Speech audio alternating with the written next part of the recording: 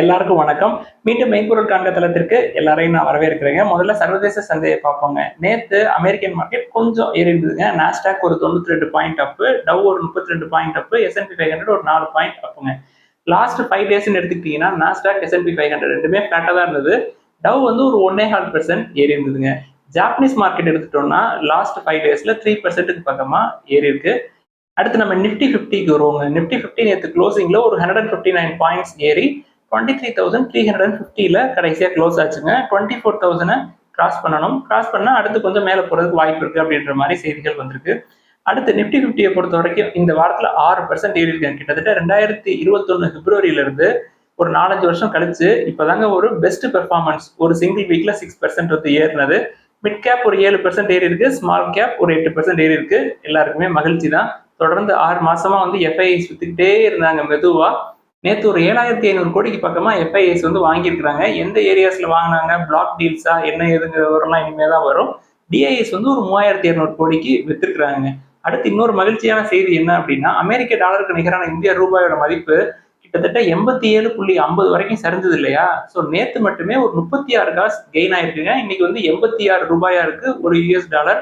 இந்த ஒரு வாரத்துல எடுத்துக்கிட்டோம் அப்படின்னா 123 பைசாஸ் வந்து ருப்பி ரீகெயின் ஆகி வந்திருக்குங்க. ஸோ நல்ல ஸ்டேட்டுக்கு மேலே ஏறி வந்திருக்கு. ருப்பி மேலே ஏறினதுக்கு என்ன காரணம் அப்படின்னா, எக்ஸ்போர்ட்ஸ் எல்லாம் பயங்கரமா கூடிருச்சு, இம்போர்ட்ஸை குறைச்சிட்டோம் அப்படி எனக்கு தெரியலைங்க. க்ரூட் ஆயில் வந்து பேரல் $82 வரைக்கும் இருந்தது மேக்சிமம். நம்மளே வந்து ட்ரேஸ் பண்ணிக்கிட்டே இருக்கோம் ஒரு 3 மாசமா. $69 வரைக்கும் போயிடுச்சு. நம்ம வந்து third largest consumer of crude oil. அதனால நம்மளுக்கு நல்ல லாபம் இருந்திருக்கும். ஸோ பின்னாடி வந்து நம்மளோட ஃபாரெக்ஸ் ரிசர்வ் எவ்வளவு ஏறி இருக்கு அப்படின்றத இன்னைக்கு பேசுவாங்க. அடுத்து இன்னைக்கு அப்டேட்ஸ்குள்ள போயிருங்க. ஃபர்ஸ்ட் அசென்சர் ரெவென்யூ ஃபோர்காஸ்ட் கொடுத்துருக்காங்க. ஒரு நேரோடு ஃபினான்ஷியல் கைடன்ஸ் கொடுத்துருக்காங்க.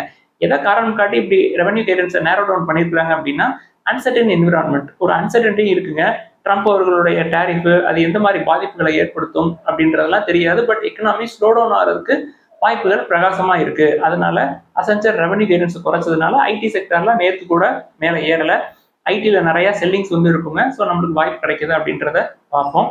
அடுத்து எல்என்டில ஒரு அப்டேட்ங்க. எல்என்டியோட போர்டு லாங் டேர்ம் பாரோயிங்க்கு அப்ரூவல் கொடுத்துருக்காங்க. ஒரு 12,000 crores வரைக்கும் பாரோயிங் வாங்கிக்கலாம் அப்படின்னு சொல்லிட்டு த்ரூ என்சிடிஸ், தென் டேர்ம் லோன், தென் எக்ஸ்டர்னல் கமர்ஷியல் பாரோயிங், தென் ப்ராஜெக்ட்ஸ் பார்த்தீங்கன்னா 2 பெரிய ப்ராஜெக்ட்ஸ் வந்து அவங்களுக்கு கிடைச்சிருக்குங்க பிரிகேட் குரூப்ல இருந்து. ஒன்று வந்து ஹைதராபாத்ல, இன்னொன்று வந்து சென்னையில. ஒர்த் எவ்வளோன்னு பார்த்தீங்கன்னா ஒரு 2,500 crores and 5,000 crores. இந்த பில்டிங் அண்ட் ஃபேக்டரி வெர்டிகல்ஸ்ல இது வந்து பெரிய ப்ராஜெக்ட் அவங்களுக்கு நீண்ட நாளுக்கு அப்புறம் இது கிடைச்சிருக்கு. ஸோ எல்லாமே நல்ல செய்தி தான். வேல்யூவேஷன்ஸ் ஒரு 30 கிட்ட இருக்கு. லாங் டேர்ம் ஹோல்டர்ஸ் எல்லாம் நிறைய இருக்கிறீங்க.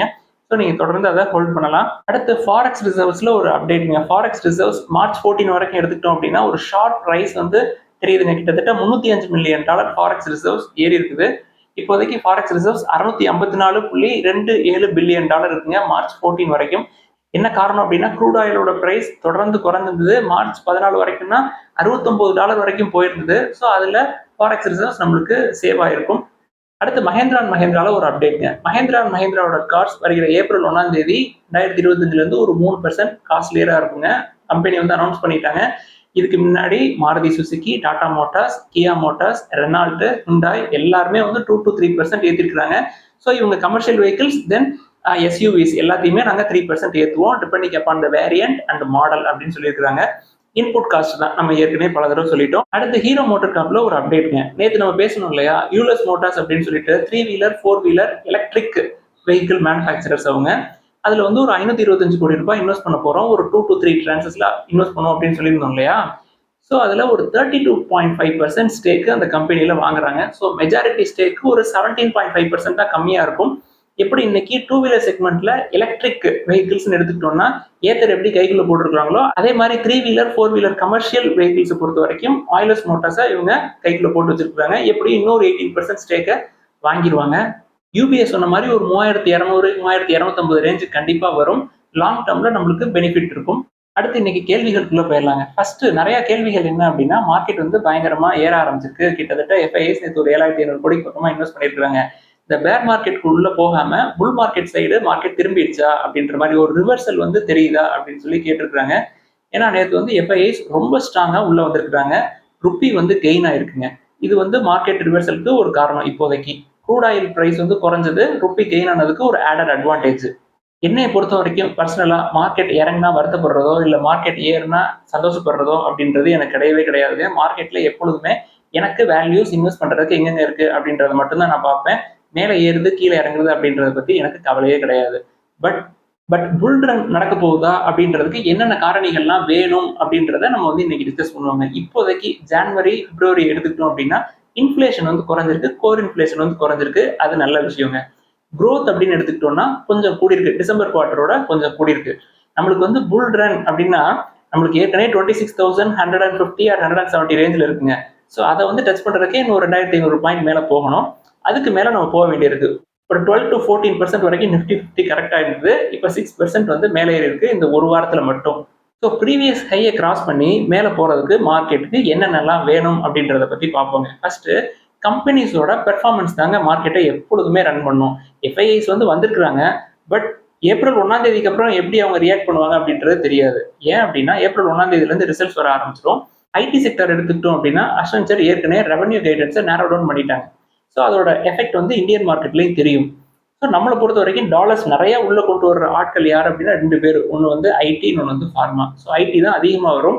ஸோ டாலர் ஏர்னிங்ஸ் வந்து நம்மளுக்கு குறைஞ்சது அப்படின்னா மறுபடியும் ருப்பி வந்து என்ன ஆகும், வீக்கன் ஆக தான் ஆரம்பிக்கும். இது தற்காலிகமா ருப்பி வந்து ஸ்ட்ரென்தன் ஆயிருக்கு. இப்போதைக்கு ருப்பி ஸ்ட்ரென்தன் ஆனது உண்மையிலேயே சந்தோஷமான செய்தி தான். இது எவ்வளவு தூரம் ஃபர்தரா ஸ்ட்ரென்தன் ஆகுமா, வீக்கன் ஆகுமா அப்படின்றத நம்ம வந்து இந்த 4th குவார்ட்டரோட ரிசல்ட்ஸ் வச்சு தான் சொல்ல முடியும். இப்போ 4th குவார்ட்டர் ரிசல்ட்ஸ்னு எடுத்துக்கோமே, நம்ம மெயின் லிஸ்ட்ல இருக்கிற கம்பெனி எடுத்துக்குவோம். ஒன்று ஒன்றா பார்ப்போமே. இப்போ நம்ம லிஸ்ட்ல இருக்கிற கம்பெனி எடுத்துக்கோமே, ஹீரோ மோட்டர் காப் எடுத்துக்கோமே.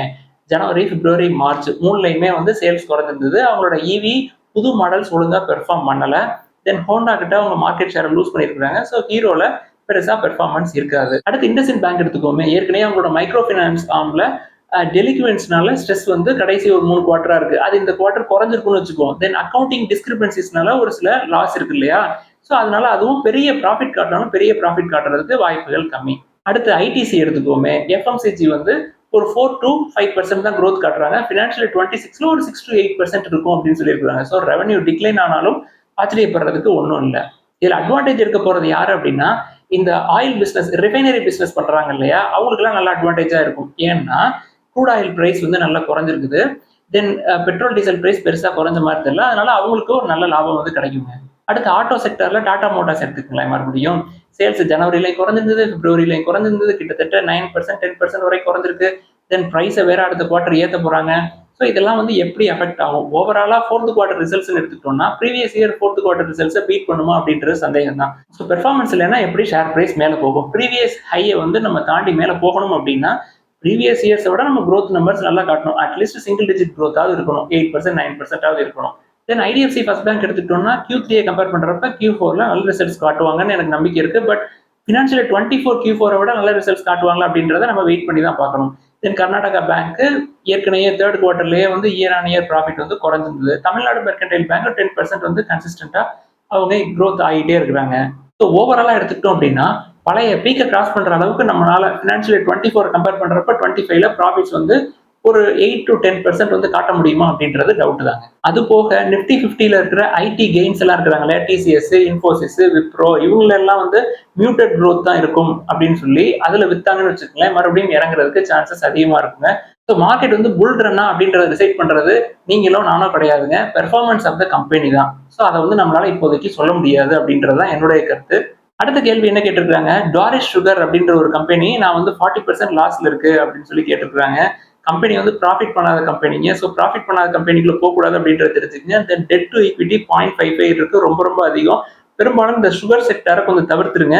குவான்டிட்டிஸ் அதிகமா இருக்கிறது பிரச்சனை இல்லைங்க. பட் கொஞ்சம் கொஞ்சமா இன்க்ரீஸ் பண்ணுங்க. மாசம் மாசம் 5, 10 வாங்குங்க. ஹையர் குவான்டிட்டிஸ் போகாதீங்க தயவு செய்து. அடுத்து எம்ஆர்பிஎல் ஏன் சார் மேலே ஏறி இருக்கு அப்படின்னு சொல்லி கேட்டிருக்காங்க. எம்ஆர்பிஎல் மட்டும் மேலே போகலைங்க. அந்த ஆயில் ரிஃபைனரி கம்பெனிஸ் ஐஓசிஎலா இருக்கட்டும், பிபிசிஎலா இருக்கட்டும், எல்லாமே கடைசி ஒரு மாசத்துல கொஞ்சம் மேலே ஏறி இருக்குங்க. அதே மாதிரி தான் எம்ஆர்பிஎல்க்கும் க்ரூட் ஆயில் பிரைஸ், தென் ரிஃபைனரி கம்பெனிஸ்க்கு இதனால ஒரு லாபம் கிடைக்கும். அதை எக்ஸ்பெக்ட் பண்ணி தான் மேலே ஏத்துறாங்க. தென் இண்டிஜன் லிமிடெட் அப்படின்ற நிறுவனத்தை பத்தி கேட்டிருக்காங்க. ரொம்ப ஓவர் வேல்யூடுங்க. 71 PE இருக்கு. பிரைஸ் டு புக்கும் அதிகமா இருக்கு. ஹையர் வேல்யூவேஷன்ஸ் கொஞ்சம் தவிர்க்கிறது நல்லது.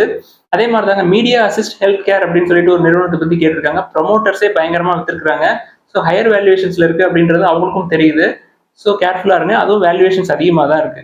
அடுத்து என்எம்டிசி ஸ்டீல் பத்தி கேட்டிருக்காங்க. என்எம்டிசி ஸ்டீல் ஒரு 35, 36 ரூபா இருக்கு அப்படின்றதுக்காக நம்ம அதுக்குள்ள போய் மாட்டிக்கூடாதுங்க.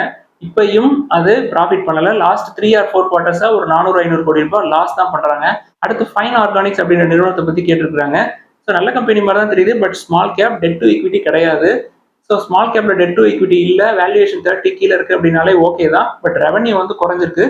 அடுத்து பிஏ இண்டஸ்ட்ரீஸ் அப்படின்ற நிறுவனத்தை பத்தி கேட்டிருக்கீங்க. Pesticides and agrochemical sector. PE வந்து கரெக்டா 30ல இருக்கு. டெட் டு ஈக்விட்டி கிடையாது. நல்ல growth இருக்குங்க. எஃப்ஐஐஸ் தொடர்ந்து விற்கிறாங்க. ஸோ வேல்யூவேஷன்ஸ் வந்து 30 கிட்ட இருக்கிறது ஓகே தான். பட் இந்த அக்ரோகெமிக்கல் செக்டரை பொறுத்த வரைக்கும் என்னோட வியூல நான் சொல்றேங்க, நாட்கோ ஃபார்மாக்கும் இந்த அக்ரோகெமிக்கல் செக்டர்ல ஒரு எக்ஸ்போஷர் இருக்கு. அங்கேயும் கடன் கிடையாது. அதுவும் வந்து ஒரு மிட் சைஸ் கம்பெனி, ஒரு 30,000 கோடி மார்க்கெட் கேப் உள்ள கம்பெனி. அவங்கள்ட்ட கேஷ் ரிசர்வ்ஸும் நிறைய இருக்குது. அவங்களும் இந்த செக்டர்ல நல்லா பெர்ஃபார்ம் பண்ணுவாங்க லாங் டேர்முக்கு. முக்கியமா வேல்யூவேஷன் ரொம்ப ரொம்ப கம்மி, 6 or 7 இருக்குங்க பிரைஸ் டு ஏர்னிங்ஸ். ஸோ இந்த fine organics, then PI industries, இந்த அக்ரோகெமிக்கல் சைடு நீங்க போகணும் அப்படின்னா நாட்கோலையும் ஒரு வாய்ப்பு இருக்கு அப்படின்றத உங்களுக்கு தெரியப்படுத்துறேன். அதுக்கப்புறம் உங்களோட விருப்பம் தான். அடுத்து எல்டி ஃபுட்ஸ் நிறுவனத்தை கன்சிடர் பண்ணலாமா அப்படின்னு சொல்லி கேட்டிருக்காங்க. பிரைஸ் பார்த்தீங்கன்னா 380 இருக்கும்னு நினைக்கிறேங்க. Price to earnings 22, price to book 3.6க்கு மேல இருக்கு. Small cap company, debt to equity 0.16 இருக்கு. நம்ம 0.10க்கு மேல போகக்கூடாதுங்க ஸ்மால் கேப் பொறுத்த வரைக்கும். ஒரு வருஷத்துக்கு 500 கோடி ரூபாய் ப்ராஃபிட் பண்றாங்க. நான் வந்து இந்த ஃபுட் பிசினஸ் எடுத்துக்கிட்டோம் அப்படின்னா ஐடிசியும் ஃபுட் பிசினஸ் இருக்குங்க. அவங்கள்ட்ட 4 பிசினஸ் இருக்கு, அதுல ஃபுட் பிசினஸ் இருக்கு. ஐடிசி எடுத்துக்கிட்டீங்கன்னா ஒரு குவார்டருக்கு 5000 கோடி ப்ராஃபிட் பண்றாங்க. இது 500 கோடி ப்ராஃபிட் பண்றாங்க. இதுக்கும் அதுக்கும் பெரிய வித்தியாசம் இல்லை. இது ஷேர் பிரைஸ் 380, அது ஷேர் பிரைஸ் 405 என்னமோ இருக்கு. அதுல உங்களுக்கு டிவிடெண்ட் ஒரு வருஷத்துக்கு 12-13 ரூபா கிடைக்கும். இதுல 4 ரூபாய் 5 ரூபா தான் கிடைக்கும். அதுல வந்து டெட் டு ஈக்விட்டி 0, எல்டி ஃபுட்ஸ்ல டெட் டு ஈக்விட்டி 0.16. இதை விட அதை கன்சிடர் பண்றதுல உங்களுக்கு அட்வான்டேஜ் அதிகம், புரிஞ்சுக்குங்க. அதே மாதிரி கேஆர்பிஎல் அப்படின்னு சொல்லிட்டு ஒரு நிறுவனம் இருக்கு. அதுவும் ஃபுட் பிசினஸ் தான். அதாவது basmati rice production and exports, அதுவும் வந்து நல்ல வேல்யூவேஷன்ஸ்ல இருக்கு. பட் கேஆர்பிஎல், எல்டி ஃபுட்ஸ் இது ரெண்டை விட ஐடிசி எவ்வளவோ தேவையில்லைங்க. ஃபியூச்சர்ல கண்டிப்பா அது ஒரு பெரிய ஃபுட் பிசினஸ் கம்பெனியா இருக்கும், அதுல எந்த சந்தேகமே இல்லை. கேஆர்பிஎல் பொறுத்த வரைக்கும் நான் 12 மந்த்ஸா ட்ரேஸ் பண்ணிட்டு இருக்கேங்க. 280, 270, தென் 310 இதுக்குள்ளேயே தான் சுத்திக்கிட்டு இருக்கு. எஃப்ஐஐஸ் மெதுவா அவங்களோட ஸ்டேக் இன்க்ரீஸ் பண்றாங்க. இதுவும் ஃபுட் பிசினஸ் தான். அடுத்து வாட் விசார்ட் மொபைலிட்டி அப்படின்ற நிறுவனத்தை பத்தி கேட்டிருக்காங்க. அந்த நிறுவனத்துல ப்ரொமோட்டர்ஸ் ஸ்டேக்கை விற்கிறாங்க, ப்ரொமோட்டர்ஸ் ஷேர்ஸ் பிளட்ஜ் பண்ணிருக்காங்க. கம்பெனிக்கு கடன் அதிகமா இருக்கு, கேர்ஃபுல்லா இருங்க. Debt to equity 0.82. இதெல்லாம் தாங்க இன்னைக்கு டிஸ்கஸ் பண்ணணும்னு நினைச்சோம். தென் லிஸ்ட்டை வந்து அப்டேட் பண்ணுங்க அப்படின்னு சொல்லியிருந்தாங்க. தென் மற்ற கேள்விகள் எல்லாத்தையுமே நாளைக்கு லேர்ன் டு ஏர்ன் செஷன்ல நம்ம எல்லாத்தையும் பார்ப்போங்க. ஏதாவது சந்தேகங்கள், கேள்விகள் இருந்தா இல்ல எழுதுங்க, எல்லாத்தையும் டிஸ்கஸ் பண்ணுவோம். எல்லாருக்கும் நன்றி.